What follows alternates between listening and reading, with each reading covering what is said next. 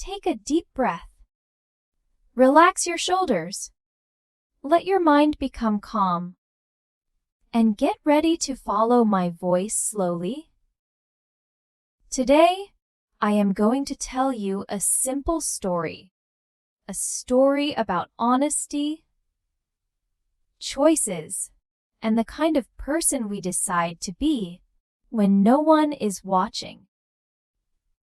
And we will practice English together while listening to it. You can repeat after me. You can pause at any moment.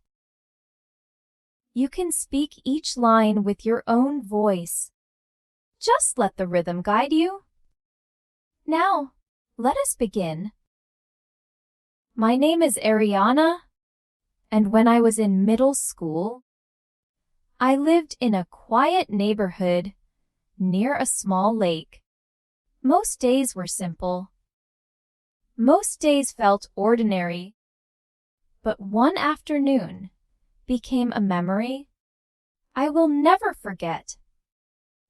And it all started with something small, something that looked unimportant at first, but it changed the way I understood right and wrong. I was walking to the local corner shop with my little cousin. He was 8 years old at the time. He talked faster than anyone I knew. He asked questions about everything, and he loved candy more than sunshine. I said, "Come on, Noah. We just buy a few things and go back home." He nodded and said, "Okay. But can I get candy this time?" I laughed and said, "We will see." The street was quiet. A soft breeze moved the leaves. Everything felt normal. Until Noah suddenly stopped walking. He pointed at the ground and said, "Ariana, what is that?" I followed his finger and saw a small black object lying near the sidewalk. At first, I thought it was trash. But when I got closer, I realized it was a wallet. Noah said, "Let us open it." I said, "Wait. It might be dirty." But he had already picked it up and placed it in my hand. I hesitated for a moment. Then I opened it carefully, just to see if there was a name inside. The first thing I saw was money. A lot of money. I blinked. My heart jumped. I counted with Noah. 100, 200, 4, 5, 6, 7, $800. Noah shouted, "We are rich!" I laughed nervously and said, "No, Noah. This is not ours."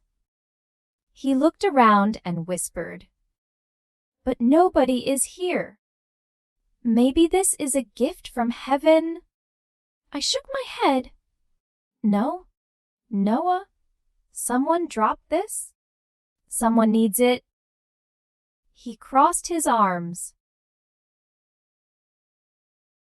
"But what if we keep it, just a little?" I looked at the money again.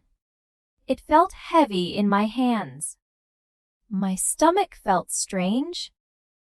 I imagined what $100 could do. Snacks, clothes, school stuff. Maybe even help my aunt pay for groceries. But then I saw something tucked inside the wallet. An identification card. I pulled it out. I looked at the photo, and everything inside me froze. I whispered, "Oh, no, I know her." Noah leaned closer. "Who is it?" It is M's. Carter, I said quietly. She lives 3 houses away. She always gives us apples from her garden. Noah's eyes grew wide. The lady who bakes pies? Yes, I said. And she just lost $800. For a moment, both of us stood silently. 2 different thoughts filled my mind. One whispered, "Keep it.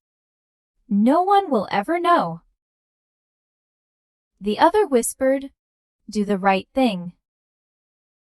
Noah tugged my sleeve. "What are we going to do now?" I swallowed hard. "I do not know. Not yet."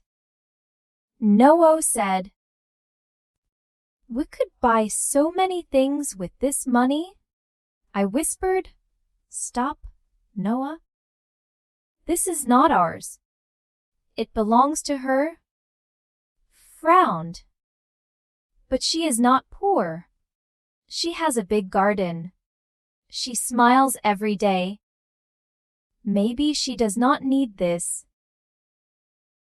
His words hurt more than I expected.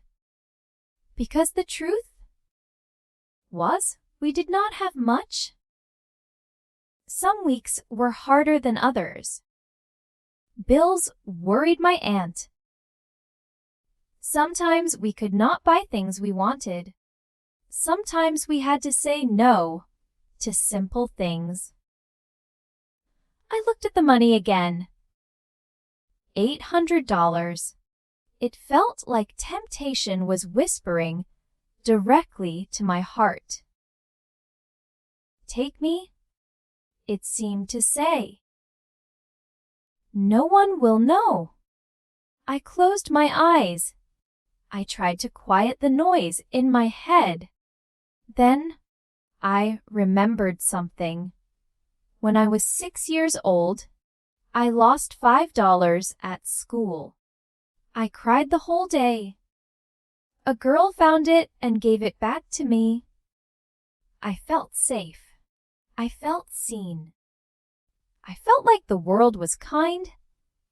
Maybe Ms. Carter was feeling scared right now.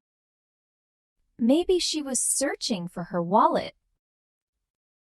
Maybe she was sitting at home thinking everything was ruined. Noah said, "What if we keep half and give her half?" "That is fair." I shook my head. "No, Noah. We cannot choose that. It is not ours." He looked upset. "Then what if someone else finds it? They will keep it?" I felt torn. He was not wrong. The world was not always kind. Some people would take the money without thinking twice. My heart and my mind were battling each other, and Noah could see my confusion. He said, "Why do you always do what adults say? Why can you not do what you want this time?" I looked at him and said softly, "Because sometimes what we want is not what is right." He did not say anything. He just stared at the sidewalk. I took a long breath. Then a thought struck me deeply. What if this money was meant for something important? Her rent, her medicine, her bills, her groceries. What if losing this money caused her real trouble? That thought pushed me forward. I looked at Noah and said, "We are not keeping this.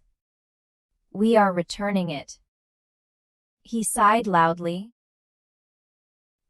"You better be right." I smiled a little. "I hope so." We started walking toward her house. Noah dragged his feet the entire way. He kept glancing at the wallet, like it was a treasure slipping away. When we reached her front door, my heart began to beat faster. What if she thought we took the money? What if she did not trust us? What if she accused us of lying? Noah whispered, "Are you scared?" I whispered back, "A little. But we have to do it," he said. "What if she gives us nothing?" "Not even thank you," I said. "That is okay. We do not need anything." I knocked on the door. No answer. I knocked again. After a few seconds, the door opened. Miss Carter stood there, looking confused but gentle. "Oh. Hello, kids," she said. "What is going on?" My hands shook slightly as I held out the wallet. "Miss Carter," I said softly. "We found this by the sidewalk." Her eyes widened immediately. She grabbed the wallet, opened it quickly, and gasped. "All of it is here," she whispered. "I thought I lost it forever," I said. "We thought you might be looking for it." She looked at the money. Then she looked at us. Her eyes filled with emotion. "You do not know what this means to me," she said. "That money was for my rent?" I was terrified. I searched everywhere. Noah looked at me slowly. I could see realization in his face. Everything made sense to him now. "Thank you," she said softly. "You two are very good kids." She opened the wallet again and pulled out a $20 bill. "Please take this," she said. "It is a small thank you." I said quickly, "No, Miss Carter. You do not have to give us anything." But she insisted. "Please, I want to." I looked at Noah. His expression finally softened. He nodded gently. "Okay. We can take it." So I took the $20.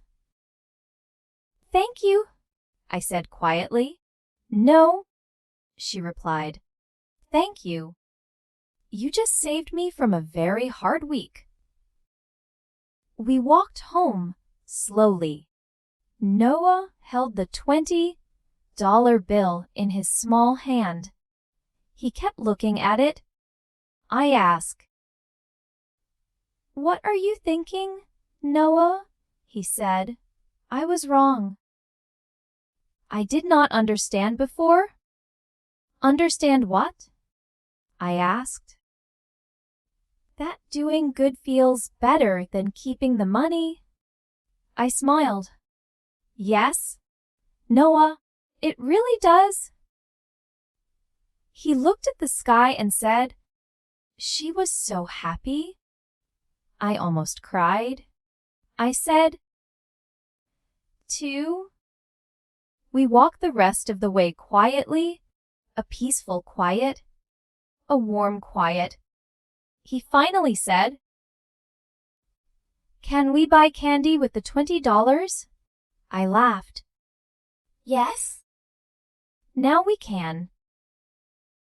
We both laughed together. And for the first time that day, my heart felt light. I thought about what small decisions can say about who we are becoming. I thought about how easy it is to choose the wrong thing when no one sees us, and how powerful it feels to choose what is right even when it is hard. When we got home, Noah ran inside shouting, "Aunt Mia!" We gave the money back. I heard my aunt's voice from the kitchen. "You did the right thing." I smiled and whispered to myself, "Yes, we did."